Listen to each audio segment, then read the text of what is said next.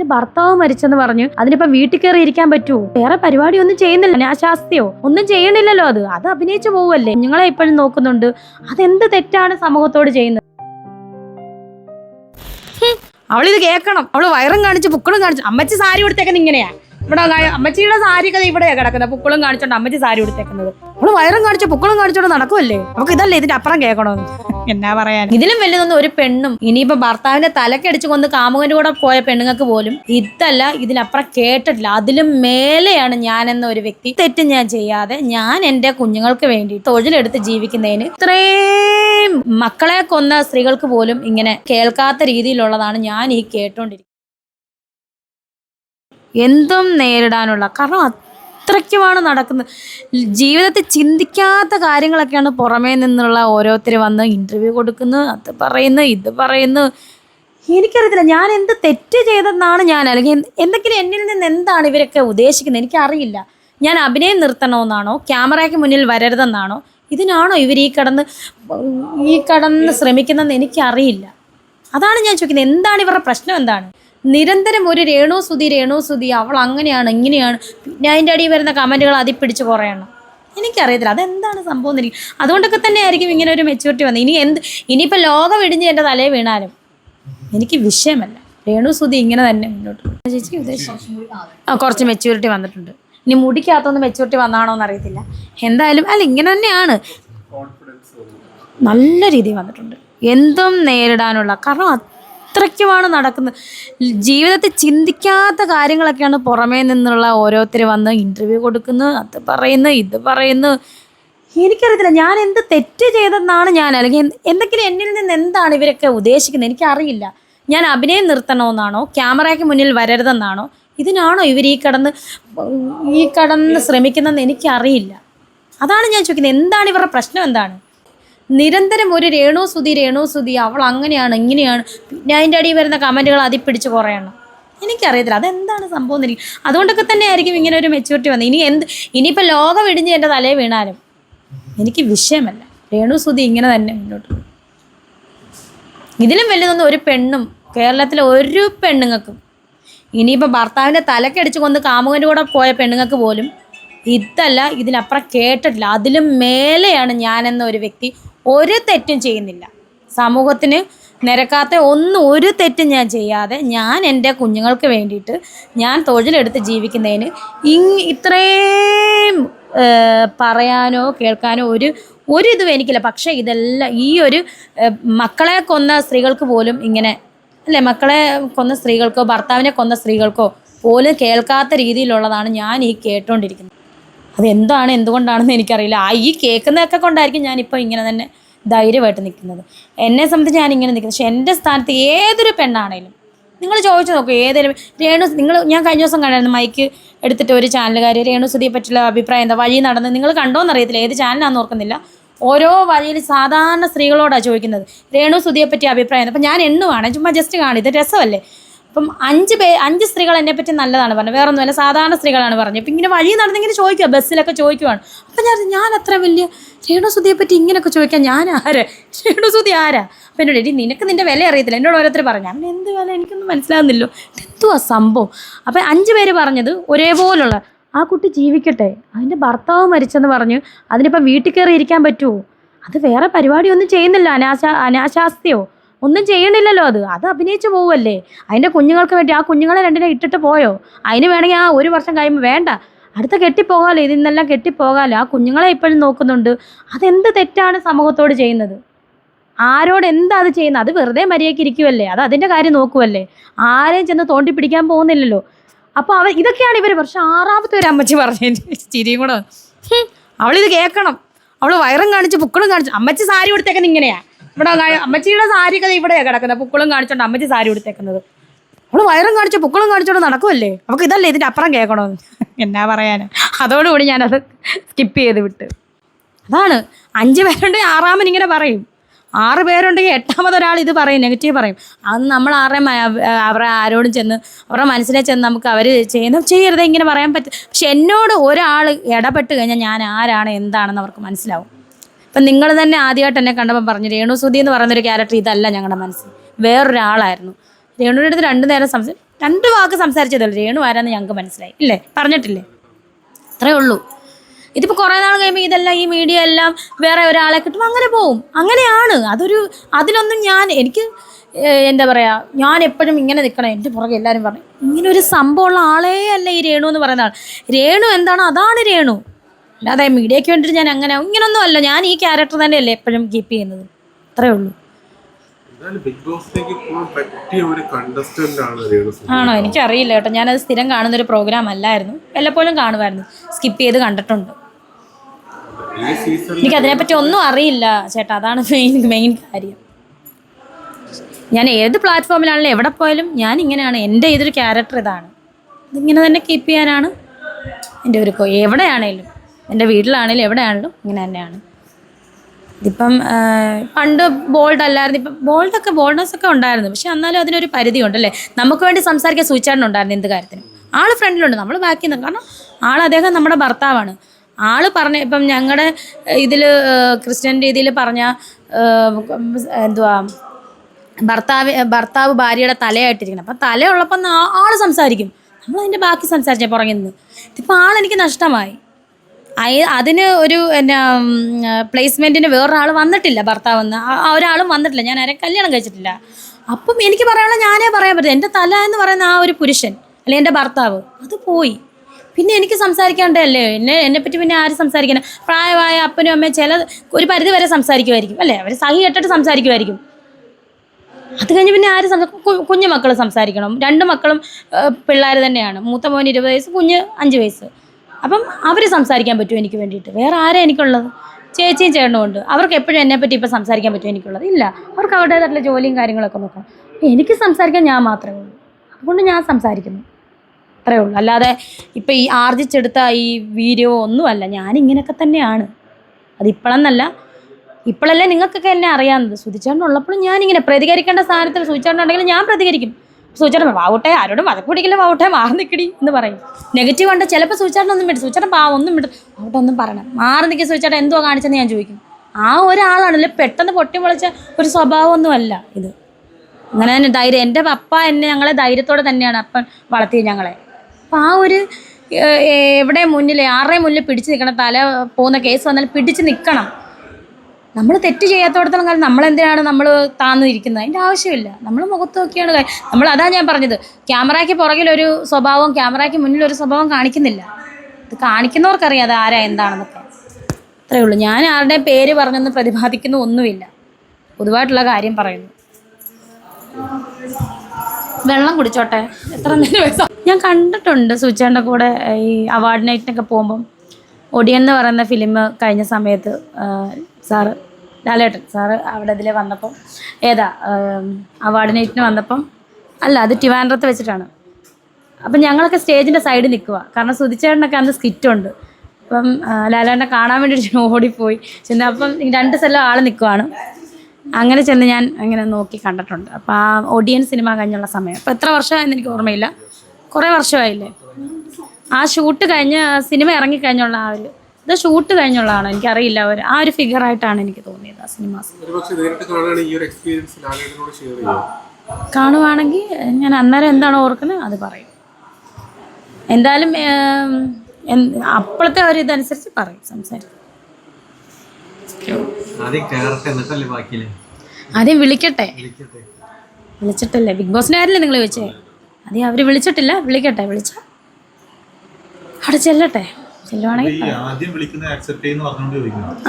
എടുത്ത തീരുമാനം ഏതെങ്കിലും തെറ്റായി പോയി? എടുത്ത തീരുമാനം ഇന്ന് ഏത് അഭിനയത്തിന്റെ കാര്യമാണോ ചേട്ടാ? ജീവിതത്തിൽ എടുത്ത തീരുമാനം, എൻ്റെ തീരുമാനം പെട്ടെന്ന് ചടിക്കറി എടുക്കുന്ന കുറേ തീരുമാനങ്ങളൊക്കെ ഉണ്ട്. എനിക്കങ്ങനൊന്നും ഇല്ല, ഇന്ന് വരെ തോന്നിയിട്ടില്ല, അങ്ങനെ തോന്നിയിട്ടില്ല. ശരിയായ തീരുമാനം. എനിക്ക് എൻ്റേതായിട്ടുള്ള ശരികളുണ്ടല്ലോ, ഓരോരുത്തർക്കും ഓരോ ശരിയുണ്ടല്ലോ. അപ്പം എനിക്ക് എൻ്റേതായിട്ടുള്ള ശരികളിൽ തന്നെയാണ് ഞാൻ ഇന്ന് വരെ വന്നിട്ടുള്ളതും നടന്നിട്ടുള്ളതും. അതാ ഞാൻ പറഞ്ഞത്, എൻ്റെ ശരിയാണ് ഞാൻ നോക്കുന്നത്, എൻ്റെ തീരുമാനം മാത്രമാണ്. ഇപ്പം ആരും പുറകിൽ നിന്ന് പറഞ്ഞുള്ള തീരുമാനങ്ങളൊന്നുമില്ല എനിക്ക് ലൈഫിൽ. ഞാൻ തീരുമാനിക്കുന്നതാണ് ഞാൻ ചെയ്യണത്, അങ്ങനെ. ആദ്യത്തെ കോളിന് പ്രിഫറൻസ് കൊടുക്കുമെന്ന് പറഞ്ഞിട്ടുണ്ടായിരുന്നു. അപ്പോൾ ഏതെങ്കിലും ബിഗ് ഓഫ് അതിന് വലിയ ഓഫറുകൾ എന്തെങ്കിലും മിസ്സായിട്ടുണ്ടോ? അങ്ങനെ കൊടുത്തുക അക്സെപ്റ്റ് ചെയ്തിട്ടുണ്ടോ? എനിക്ക് 2-3 ഉദ്ഘാടനം അങ്ങനെ മിസ്സായിട്ടുണ്ട്. നല്ല പേയ്മെൻറ്റിലുള്ള നല്ല നല്ല ഉദ്ഘാടനങ്ങളാണ്. അത് ആലപ്പുഴയിലാണ് 1-2 പറഞ്ഞപ്പോൾ അത് എനിക്കന്ന് ഷോർട്ട് ഫിലിമിൻ്റെ ഞാൻ ഓൾറെഡി നേരത്തെ കൊടുത്തായിരുന്നു, ഡേറ്റ് അവർക്ക് കൊടുത്തതാണ്. അപ്പോൾ അങ്ങനെ മിസ്സായിട്ടുണ്ട്. അങ്ങനെ 2 ഉദ്ഘാടനം പോയിട്ടുണ്ട്. അത് ഞാൻ ഇപ്പോഴും ഓർക്കുന്നുണ്ട്, 2 ഉദ്ഘാടനം. ഇല്ല, എന്തിനാ? കാരണം നമുക്ക് വിഷമം തന്നെ പൈസ പേയ്മെൻ്റ്, അയ്യോ അത്രയും പേയ്മെൻറ്റ് അങ്ങനെ ഒരു വിഷമം തോന്നി. കാരണം നമുക്ക് പൈസയ്ക്ക് നല്ല ബുദ്ധിമുട്ടുള്ള ആളാണ്. അപ്പം അങ്ങനെ വിഷമം തോന്നി. അല്ലാതെ പിന്നെ അതങ്ങ് എല്ലാം വർക്കല്ലേ പ്രാധാന്യം. ഉള്ളിൽ നമുക്ക് അയ്യോ പൈസ പോയല്ലോ. കാരണം അവിടെ ചെല്ലുമ്പം അറിയാമല്ലോ, ഞാൻ ഷോർട്ട് ഫിലിമിനൊക്കെ മേടിക്കുന്നതിനേക്കാളും ഇരട്ടിയാണ് അവരവിടെ പറഞ്ഞത്. എന്തായാലും ട്രാവലില്ല. പക്ഷെ അതെനിക്ക് ഡേറ്റ് അന്ന് ഇതായിരുന്നു. അപ്പോൾ അവർ വേറെ ആൾക്കാരെ വെച്ചിട്ട് ചെയ്യും. 2 പ്രാവശ്യം അത് ക്യാൻസലായിപ്പോയി.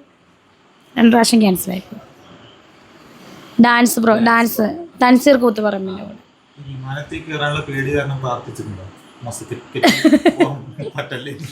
ഇനിയിപ്പം ഭാവിയിൽ വിമാനത്തിൽ കയറേണ്ട അവസ്ഥ വന്നാൽ കയറിയല്ലേ പറ്റത്തുള്ളൂ, നിർബന്ധം വന്നാൽ. പിന്നെ അങ്ങനെ പ്രാർത്ഥിച്ചൊന്നുമില്ല. അത് കറക്റ്റ് അന്നാ 12-ാം തീയതി പോകേണ്ടതാ. അന്നല്ലേ ഒരു വലിയ അന്നായിരുന്നു പോകേണ്ടത്. അന്ന് ക്യാൻസലായിപ്പോയി. അങ്ങനെ എത്ര വലിയ ആളാ ചേട്ടാ? ഞാൻ ഇച്ചിരിയല്ലേ ഉള്ളൂ, നിങ്ങൾ നേരിട്ട് കാണുന്നല്ലേ. 4 പേര് തിരിച്ചറിയാൻ സ്ട്രഗിളും ചെയ്യുന്നുണ്ട്. അവർ പഠിച്ച പണി വന്നിട്ട് നോക്കുന്നുണ്ടെന്നാണ് എൻ്റെ ഒരു ഏകദേശം ഒരു അറിവ്. ഞാനൊന്നും നോക്കാതെ എന്തായാലും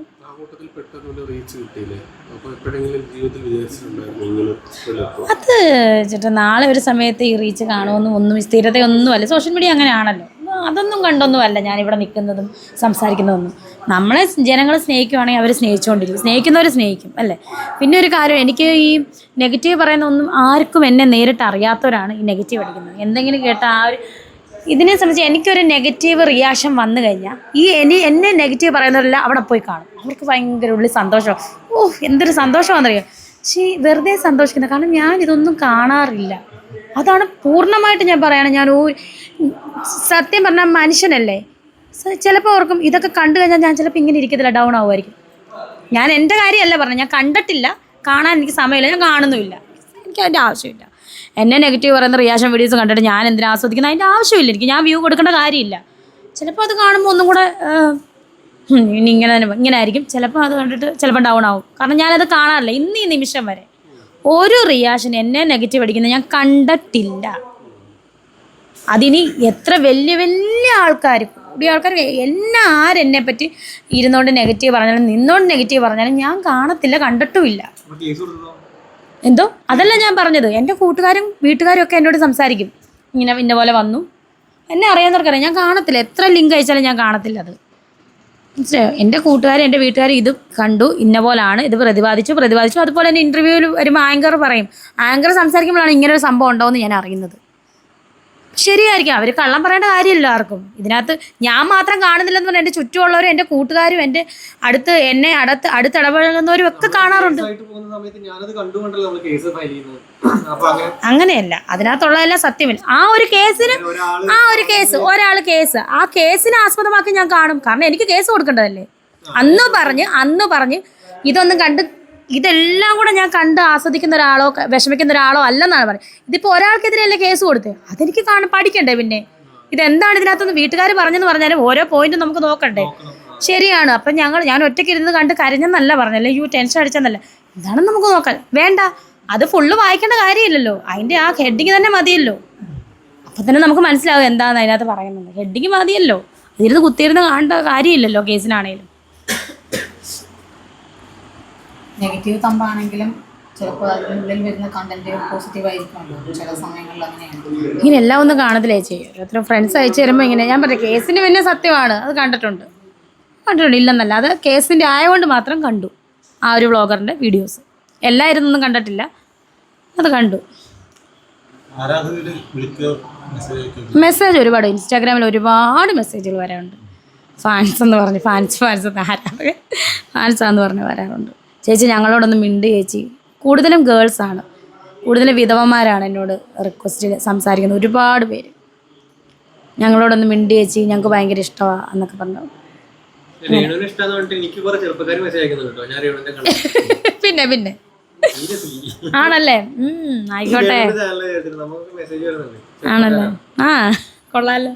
ഈ വരുന്ന മെസ്സേജുകളിൽ പ്രേമാഭ്യർത്ഥന വല്ലതും ഉണ്ടോ? ആ ഉണ്ട്. ഇഷ്ടംപോലെ. ഇവളോട് ആര് പ്രേമം? എനിക്കതൊന്നും അറിയത്തില്ല. ഇവളെ എന്നെ പ്രേമം തോന്നുന്നത് തോന്നിക്കോട്ടെ. കുറച്ച് പേരൊക്കെ പറയാറുണ്ട് 2-3 പ്രാവശ്യം നിന്നോട് സംസാരിച്ചു ഞങ്ങൾക്ക് അറിയാതെ പ്രേമം തോന്നും. തമാശക്കായിരിക്കും, കൂട്ടുകാരാ പറയുന്നത്. ഞാൻ പോടാന്ന് പറയും, ഓടിക്കും. എന്താടാ കൂട്ടുകാരല്ലേടാ, തമാശക്കായിരിക്കും പറയുന്നത്. റീൽസ് ഒക്കെ ഇപ്പൊ കുറച്ച് പഴയ ഫോണിലല്ലേ ചെയ്യുന്നത്? അതെ, ഇപ്പോഴും പഴയ ഫോണാണ് എൻ്റെ കയ്യിൽ. ക്ലാരിറ്റി കുറവാണ്. ഐഫോൺ 2-3 പേര് ഓഫർ ചെയ്തതാണ്. ഇപ്പോഴല്ല, കുറേ നാളും. എനിക്കത് ഞാൻ മേടിച്ചിട്ടില്ല അത് കേട്ടോ. അവർ വെളിയിൽ നിന്ന് വന്നവരാണ് രേണു സുധിക്ക്. അപ്പം ഞാൻ ഫോട്ടോ വരെ അയച്ച് കാണിച്ചു. ഞാൻ പോയില്ല, മേടിച്ചുമില്ല. അതുകൊണ്ട് എൻ്റെ കയ്യിൽ അതില്ല, ഐഫോണില്ല. ഈ ഓട്ടോ അല്ലേ, ഓട്ടോ ആയതുകൊണ്ട് ഇടും, അത്രേ ഉള്ളൂ. സമയം കിട്ടുമ്പോൾ വീട്ടിൽ ചെല്ലുമ്പോഴുള്ള സമയമാണ്, സമയത്ത് ഇടും. അല്ല, വർക്കും എനിക്ക് താല്പര്യമാണല്ലോ. വർക്കിപ്പം നമുക്ക് മുടക്കാൻ പറ്റത്തില്ല. നമ്മൾ ഡേറ്റ് കൊടുത്തു കഴിഞ്ഞാൽ നമ്മൾ പോയില്ലെങ്കിൽ അത് പ്രശ്നമല്ലേ, നമ്മൾ ചെയ്യും. പിന്നെ നമുക്ക് ഇഷ്ടപ്പെട്ട് തന്നെ ചെയ്യുന്നതാണല്ലോ അഭിനയം. അത് വരുമെന്നേ, നമ്മൾ ഇറങ്ങി തിരിച്ചല്ലേ ഉള്ളൂ. അത് വരുന്ന സമയത്ത് വരും. ഒന്നും നമ്മൾ പ്രഡിക്റ്റ് ചെയ്യുന്നില്ല. വരേണ്ട സമയത്ത് എല്ലാം വരും. സൗഭാഗ്യവും പൈസ എല്ലാം വരേണ്ട സമയത്ത് വന്നോളൂ. കഷ്ടപ്പാട് അങ്ങനെ പറയാം. ആ, ഭാവിക്ക് വേണ്ടിയിട്ടുള്ള ആണല്ലോ. നമ്മളെ ഓരോരുത്തരും അങ്ങനെ ആണല്ലോ, ഭാവിക്ക് വേണ്ടിയിട്ട് തന്നെയാണ്. അല്ല, ആറാട്ടൻ ഇങ്ങനെ പറഞ്ഞായിരുന്നല്ലോ പെൺകുട്ടിക്ക് ജീവൻ കൊടുക്കണ കാര്യത്തെ കുറിച്ച്. ജീവൻ കൊടുക്കണം? ഞാൻ കണ്ടില്ലടാ. ലൈവാണോ? ജീവൻ കൊടുക്കാനോ? ജീവിതം കൊടുക്കാൻ തയ്യാറാണെന്ന് പറഞ്ഞിട്ടൊരു ലൈവ് ഇട്ടിട്ടുണ്ടായിരുന്നു. ഞാൻ കണ്ടില്ല. നേരിട്ട് കണ്ടപ്പോ അതിനെ കുറിച്ച് ഡിസ്കസ് ചെയ്തു. ഇല്ല, ഞാൻ നേരിട്ട് ഞാനിത് കണ്ടില്ല. ഒരു ലൈവ് മാത്രം ഞാൻ കണ്ടു. ആറാട്ടെണ്ണം പറയുന്നത് ആള് പാവാളെ കാര്യമാണ്, ഇഷ്ടമാണ്, കുഴപ്പമൊന്നുമില്ല. അലിനെ പോലെ തന്നെ ആളുടെ അടുത്തും കുഴപ്പമൊന്നുമില്ല, ഇഷ്ടമാണ്. അപ്പോൾ ഒരു ലൈവ് ഞാൻ കണ്ടായിരുന്നു. രേണു സുധിയായിട്ട് അഭിനയിക്കാൻ എനിക്ക് താല്പര്യമില്ല. കാരണം രേണു സുധിയെ ഹേർട്ട് ചെയ്യാൻ താല്പര്യമില്ല എന്നൊരു സാധനം ഞാൻ കണ്ടായിരുന്നു. അത് മാത്രമേ കണ്ടുള്ളൂ. ഹേർട്ട് ചെയ്യാൻ താല്പര്യമില്ല. ആണോ? ഞാൻ കണ്ടില്ലല്ലോ. അത് ഞാൻ കണ്ടില്ല. ആണല്ലേ? അത് പറയട്ടെ, അത് പറയട്ടെ എന്ന് നമുക്കറിയാം. നമ്മളിപ്പോൾ പറയരുതെന്ന് പറഞ്ഞാൽ പറയാതിരിക്കത്തില്ലല്ലോ. അതുകൊണ്ടാണ് പറഞ്ഞാൽ ആൾ പറയട്ടെ. എനിക്കറിയില്ലല്ലോ. ഒക്കെ യഥാർത്ഥ സ്വഭാവം അല്ലായിരിക്കും. മുഖം മൂടിയാണ് എല്ലാവരും അല്ല കേട്ടോ, ചില ആളുകൾ. പക്ഷെ അതായത് എന്നെപ്പറ്റി എൻ്റെ തന്നെ കാര്യം പറയാം, അല്ലാതെ എന്നെപ്പറ്റി നെഗറ്റീവ് പറയാൻ വരുന്ന ചില ആളുകൾ അവരുടെ മുഖം മൂടിയൊക്കെ ഞാൻ ഓർക്കുമായിരുന്നു, ഇതൊക്കെയാണോ ഇവർ? ഞാൻ അങ്ങനെയല്ല. ഞാൻ ആരാണോ അതാണ് ഞാൻ ഈ കാണിക്കുന്നത്. അല്ലാതെ എനിക്ക് വേറെ മുഖം മൂടി കാണിച്ചിട്ട് എൻ്റെ ആവശ്യമില്ല. ഞാൻ എവിടെ നിന്നാലും ഞാനായിട്ട് തന്നെ നിൽക്കാൻ ആഗ്രഹിക്കുന്നു. ഞാൻ തന്നെയാണ്. പിന്നെ അഭിനയിക്കുന്ന അവർ പറയുന്ന ക്യാരക്ടർ ചെയ്യും. That's all. രേണുവിന്റെ സഹനടനെ കുറിച്ച് ഇപ്പോൾ ഒരു വിവാദങ്ങൾ വരുന്നുണ്ടല്ലോ. ആരാ? കൂടെ അഭിനയിച്ചിരുന്ന ഒരു നടനെ കുറിച്ച് വല്ലാത്തൊരു വിവാദങ്ങൾ വന്നുകൊണ്ടിരിക്കും. വരട്ടെ. അറിഞ്ഞിരുന്നു. വരട്ടെ എന്നല്ല, ഞാൻ ഉദ്ദേശിച്ചതല്ല. വിവാദങ്ങൾ വരട്ടെ അതാണ് ഉദ്ദേശിച്ചത്, അല്ലാതെ വരട്ടെ അവരെപ്പറ്റി വരാനല്ല. അറിഞ്ഞിരുന്നു. അവരുടെ വീട്ടിൽ പോയി ഒരു ഇൻ്റർവ്യൂവിൻ്റെ എടുത്തപ്പോഴത്തേന് അവനാണ് ഇന്നലെ പറയുമ്പോഴാണ് ഞാനിത് അറിയുന്നത്. ഞാൻ നടുക്കുമായിരുന്നു. പ്രതീഷിനെ പറ്റി പ്രതീഷ് ഇപ്പുറത്തിരുന്നു, പ്രതീഷിൻ്റെ വൈഫ് ഇപ്പുറത്തിരുന്നു. അപ്പം അതിൻ്റെ ഇടയിൽ വന്നൊരു കമൻ്റാണെന്ന് പ്രതീഷ് ഇന്നലെയാണത് പറയുന്നത്. ഇങ്ങനെ തന്നെയാണോ കിടക്കുന്നതെന്നോ എന്തോ ഒരു കമൻറ്റ്. ജനിച്ചേച്ചി ഇപ്പുറത്തും പ്രതീഷ് അങ്ങനെ ഒരു കമൻറ്റ് വന്നെന്ന് അറിഞ്ഞു. ഇതൊക്കെ വളരെ മോശമല്ലേ? ഇതിൻ്റെ ആവശ്യമുണ്ടോ? എനിക്ക് അച്ഛനെയും ആങ്ങളെയൊക്കെ തിരിച്ചറിയാം കഴിവുള്ള ഒരാൾ തന്നെയാണ് ഞാൻ. 20 വയസ്സുള്ളൊരു മോനുണ്ട് എനിക്ക്. 13 വയസ്സിൽ അവൻ്റെ അമ്മയായിട്ടുള്ളതല്ലേ ഞാൻ. പിന്നെ ഞാൻ എന്തിനാണ് അങ്ങനെയൊക്കെ ഈ ആങ്ങളമാരെ വേറൊരു രീതിയിൽ കാണുക? അതിൻ്റെ ഒന്നും ആവശ്യമില്ല. അഭിനയിക്കുമ്പോൾ അഭിനയിക്കും. ഇപ്പം പ്രതീക്ഷ ഞാനും കാമുകന്മാരെ പോലെ അഭിനയിക്കുമ്പോൾ എനിക്കിപ്പോൾ ആങ്ങളെയാന്ന് പറഞ്ഞ് പ്രതീഷിൻ്റെ അടുത്ത് അഭിനയിക്കാം. ആങ്ങളെയാണേ, അതുകൊണ്ട് എനിക്ക് അങ്ങനെ പറ്റത്തില്ല. വേറെ അടുത്ത ആൾ വരും അന്നേരെ. മനസ്സിലായോ? അപ്പോൾ പ്രതീക്ഷ ഒരു ആക്ടറാണെങ്കിൽ പ്രതീക്ഷ അഭിനയിക്കും. ഞാനൊരു ആർട്ടിസ്റ്റാണെങ്കിൽ ഞാനത് അഭിനയിച്ചേ പറ്റത്തുള്ളൂ. അന്നേരം ആങ്ങളെയാണ് പെങ്ങളാണെന്ന് പറഞ്ഞിട്ട് ഒരു കാര്യമില്ല. അന്നേരം ഒരു ക്യാരക്ടറാണ് ഇവിടെ. പ്രതീക്ഷയെ കുറിച്ചല്ല ഉദ്ദേശിച്ചത്. പിന്നെ ആരെ പറ്റിയാണ്? ആരാന്ന് പറയൂ. ജിൻഡോയെ കുറിച്ചിട്ട് ഒരു ജിൻഡോ ആണോ? എന്നെ സംബന്ധിച്ചുള്ള കാര്യമല്ല. എനിക്ക് കൂടെ അഭിനയിച്ചതാണ് ജിൻഡോ. എനിക്കിതുവരെയായിട്ട് ഒരു മോശമായിട്ടുള്ള രീതിയിലൊന്നും എന്നോട് പെരുമാറിയിട്ടില്ല. സുധിച്ചേട്ടൻ്റെ നല്ല ഫ്രണ്ടാന്ന് പറഞ്ഞിട്ടുണ്ട്. ഞാൻ ആദ്യമായിട്ട് കാണുന്നത് ദയാവതം ലൊക്കേഷനിലാണ് ജിൻഡോയെ കാണുന്നത്. ഞാൻ ചെന്നപ്പോഴേ ഓടി എൻ്റെ അടുത്തോട്ട് വന്നിട്ട് ഒരു ഫോണും കൊണ്ടാണ് വരുന്നത് ജിൻഡോ. അപ്പം ഞാൻ അവനെ ആദ്യമായിട്ട് ഹായിടാന്ന് പറഞ്ഞു. രേണു ഒരു കാര്യം കാണിക്കണമെന്ന് വെച്ച് അപ്പോൾ അവൻ ഷോട്ടിലാണ്. ഒരു മിനിറ്റ് ഒരു കാര്യം കാണിക്കാമെന്ന് പറഞ്ഞു. എനിക്ക് മനസ്സിലായില്ല. ഞാൻ ഇവിടെ വെയിറ്റ് ചെയ്തപ്പോൾ അവൻ ഓടി വന്നിട്ട് ഫോണിനകത്ത് സുധിച്ചേട്ടനെ അവൻ്റെ ഒരു ഫോട്ടോ കാണിച്ചു. എനിക്കത് കണ്ടപ്പോഴേ കണ്ണ് നിറഞ്ഞു. വേറെ ഒന്നുമല്ല, ഞാൻ ആദ്യമായിട്ട് കാണുന്നൊരു ഫോട്ടോ ആണ്. സുധിച്ചേട്ടൻ പോലീസ് വേഷത്തിൽ അവൻ്റെ കൂടെ നിൽക്കുക. അപ്പം ഞാൻ വന്ന സമയത്താണ്, അതിന് മുന്നേ ആണെന്ന് അറിയത്തില്ല, അഭിനയിച്ചതാണ്. ഞാൻ കണ്ടിട്ടില്ല സുധിച്ചേട്ടൻ്റെ പോലീസ് വേഷത്തെ ഞാൻ കണ്ടിട്ടില്ല ഇന്ന് വരെ. ആ ഒരു ഫോട്ടോ പോലും ഞാൻ കണ്ടിട്ടില്ല. എൻ്റെ കൂടെ ജീവിച്ചപ്പോൾ അങ്ങനെ ഒന്നും പറഞ്ഞിട്ടേ ഇല്ല. ഒരു പോലീസ് വേഷത്തിൻ്റെ കാര്യം ഏട്ടൻ ഇതുവരെയായിട്ട് പറഞ്ഞു. പക്ഷേ അത് കണ്ടപ്പോൾ ആകപ്പാടെ ഞാൻ അങ്ങ് ഇതായിപ്പോയി. അങ്ങനെയാണ് ജിൻഡോ എൻ്റെ അടുത്ത് മിണ്ടുന്നത്. ഇന്ന് ഈ നിമിഷം വരെ എന്നോട് നെഗറ്റീവ് ഒന്നും പറഞ്ഞിട്ടില്ല ജിൻഡോ. അതുകൊണ്ട് എനിക്കതൊന്നും അറിയില്ല. എന്നോട് നല്ല ഫ്രണ്ടായിട്ട് തന്നെയാണ് സംസാരിക്കുന്നത്. വല്ലപ്പോഴും സംസാരിക്കും. ഇപ്പോൾ രണ്ടാമത്തെ മൂവി ഞങ്ങൾ ചെയ്യുന്നുണ്ട്, ഫാമിലി സർക്കസ്. നിതീഷ് സാറിൻ്റെ ഫാമിലി സർക്കസ് എന്ന് പറയുന്ന മൂവി ചെയ്യുന്നുണ്ട്. അന്നാണ് പൂജയ്ക്ക് പിന്നെ ഞാൻ അവനെ കാണുന്നത്, സംസാരിക്കുന്നത്. അത്രേ ഉള്ളൂ. അല്ലാതെ നമ്മുടെ അടുത്ത് നെഗറ്റീവായിട്ടൊന്നും ഇന്ന് വരെ. എൻ്റെ കാര്യമാണ് ഞാൻ പറയുന്നത് കേട്ടോ, എൻ്റെ കാര്യം. സീക്രട്ട് ഏജൻറ്റോ